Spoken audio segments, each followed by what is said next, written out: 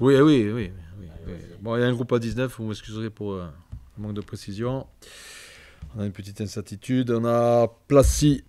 Bah, déjà, je vais commencer par les blessés et les malades, comme ça réglera le problème. Bon, Guevara de longue date, on a un souci avec Amine depuis hier, il est clippé, donc il sera pas là, Amine Boutra, pour Ajaccio. On espère fortement le récupérer pour Nice. Donc le groupe, Placide, Fabry, Bonnert, Menadier, Harris, Aquesson, Ronca, Guidi, Etoga, Ducrot, Janet, Oulay, Vincent Maggiotti, Rodriguez, Tramogne, Tommy, Cissé, Blé.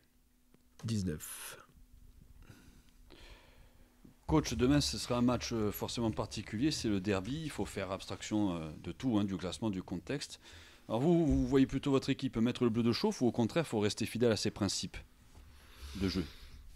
Il faut rester fidèle à ses principes tout en ayant tout le temps cet instinct de compétiteur, voilà, de ne pas tomber dans la facilité. Mais bon, je fais confiance à la CA pour nous rappeler dès le départ que ça ne sera pas un match facile. Je m'attends à un match compliqué. C'est un derby, c'est un club qui est en difficulté aujourd'hui. Et il faudra vraiment qu'on soit dans un état d'esprit de combattant pour rivaliser. Donc il faut faire des résultats, il faut gagner demain sur nos qualités. Mais il faudra un supplément d'âme et un supplément de détermination, notamment par rapport au match de Grenoble la semaine dernière. On sait que justement vous étiez ressorti assez agacé de ce match contre Grenoble par rapport à certaines choses que vous avez vues sur le terrain. Comment vous avez essayé de rectifier ça cette semaine, dans une semaine d'avant-derby qui, effectivement, vous l'avez dit, est assez particulière? On a fait un retour vidéo un peu plus poussé. Voilà, j'ai été un peu plus acide sur mes analyses. Enfin, pas acide, non, c'était juste, mais j'étais un peu plus cassant parce que j'ai pas apprécié le match. J'ai pas apprécié le fait qu'on soit tombé dans la facilité, alors que c'était un match qui nous tendait les bras. On avait beaucoup de. Par ailleurs, on a fait de bonnes choses aussi, mais on manquait de sécurité, on s'est mis en danger tout seul, pour moi par suffisance, même si j'étais peut-être inconscient. Donc j'étais vraiment, vraiment pas content de l'équipe, et comme j'ai dit, j'étais pas content de moi aussi. Benoît, on sait que c'est toujours un match particulier, les derbies. On connaît la situation aujourd'hui de l'ACA. Est-ce que c'est un paramètre qui peut changer leur comportement sur le terrain et que vous pouvez en prendre en compte dans votre discours? Non, prendre en compte, bien sûr, il faut le prendre en compte parce que il y a l'instinct de survie qui rentre en jeu là. Voilà, sur les 17 matchs qui restent, ils vont arriver ici avec cet instinct-là parce qu'il faut qu'ils prennent beaucoup de points. Nous aussi, il faut qu'on prenne des points. Donc, bien sûr, ça rentre en compte. Hein. Quand on est au plus mal, on a des fois ce supplément de force, ce supplément de détermination qui s'appelle l'instinct de survie, hein, tout simplement. Donc, j'en ai parlé toute la semaine à mes joueurs. Voilà, moi, aujourd'hui, les bêtes blessées, c'est souvent les plus dangereuses. Donc il faudra vraiment rivaliser et être à minima au niveau de leur engagement pour remporter le match de demain. Vous parliez d'état d'esprit dans le groupe, peut-être à retrouver. Au niveau de l'ambiance, on vous a senti à juste titre agacé, notamment au cours du dernier match. Cette semaine d'entraînement, elle a eu lieu. Vous avez certainement fait des mises ou des remises au point. Est-ce qu'aujourd'hui, vous sentez une forme de cohésion retrouvée ou pas au sein du groupe? C'était pas un manque de cohésion. Voilà, c'était pas un manque de cohésion. Le groupe travaille bien depuis le début. Je le dis et je le répète, c'était pas un manque de cohésion, c'était plutôt de la suffisance. Alors sur le match, un coup l'un, un coup l'autre, mais on a dégagé vraiment un manque de maturité et beaucoup de suffisance. Donc on a remis les choses, on en a discuté tranquillement, collectivement avec la vidéo et en tête à tête avec certains. Maintenant les matchs arrivent très très vite. Hein. Demain, il faut répondre présent. Voilà. Demain, le joueur du Sporting Club de Bastia, le premier, le deuxième, le troisième jusqu'au 19e, il faut qu'il réponde présent. Et le staff aussi. On a discuté avec Johnny et d'autres confrères. Il y a aussi sans doute la frustration du derby aller, de ne pas avoir pu faire un vrai derby. Ça doit rentrer en compte aussi de savoir que cette fois, si tout va bien, il va y avoir un vrai match. Déjà, on est très très heureux de le faire devant du monde, dans un stade rempli, même si on est un peu suspendu, mais le stade sera rempli, donc ça va changer la donne. Oui, après le match, on en a assez discuté de ce fameux match. Hein. Non, je suis très content de jouer.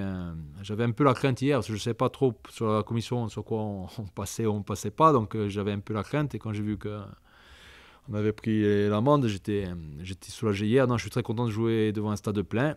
Maintenant, à nous de répondre présent.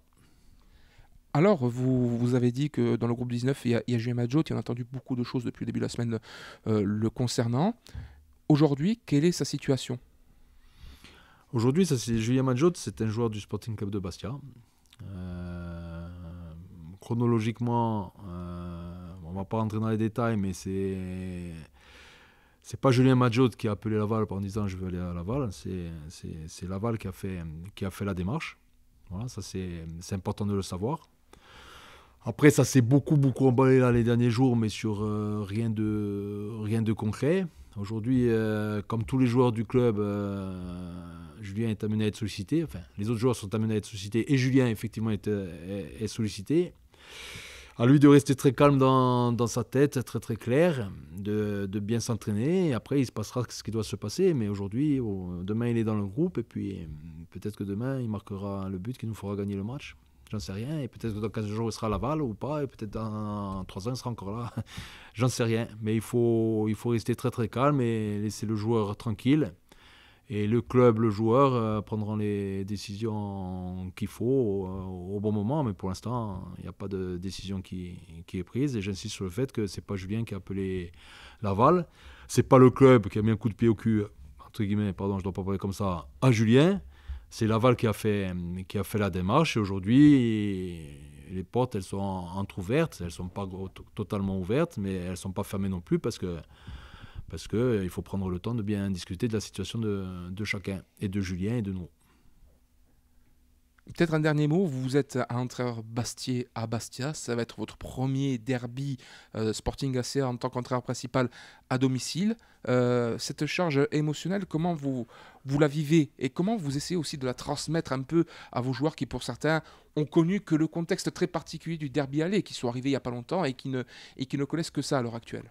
Alors, vous savez, depuis l'avant-match aller, quand même, les nouveaux joueurs ont été mis au parfum, hein, notamment par le vestiaire. J'ai pas beaucoup besoin de faire de mise à jour. Hein. Les joueurs, ils savent. Les joueurs, ils sont sur les réseaux sociaux, ils voient des vidéos, ils savent. Après, par rapport à moi, au vu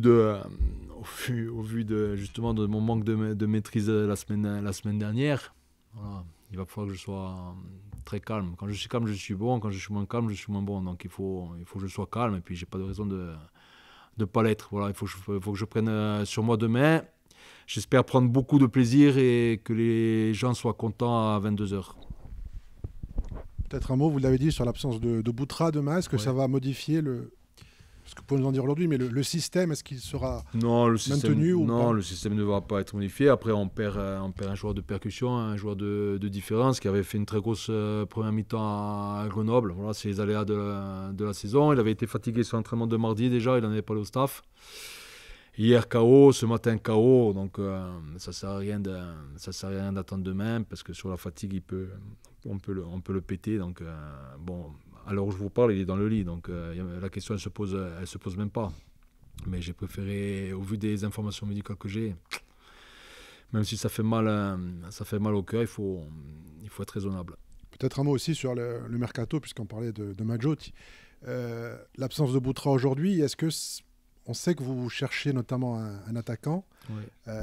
Où en êtes-vous aujourd'hui ? Est-ce que c'est toujours dépendant d'un éventuel départ pour compenser une arrivée ? Est-ce qu'on en est là aujourd'hui ? Ah oui, c'est toujours dépendant. Mais c'est pas de mon fait, hein. c'est économiquement. Oui, c'est économiquement, mais tant qu'il n'y a pas de départ, on pourra faire personne. Donc voilà. Après, aux joueurs qui sont là aujourd'hui, de montrer que peut-être... Ça fait l'affaire, hein. Ça fait l'affaire pendant 5 mois. Après, on attend plus de tout le monde. Hein. On attend plus de tout le monde aujourd'hui. Et je reviens sur le match de demain. Demain, il faut répondre présent. Le joueur du Sporting doit répondre présent demain. Point.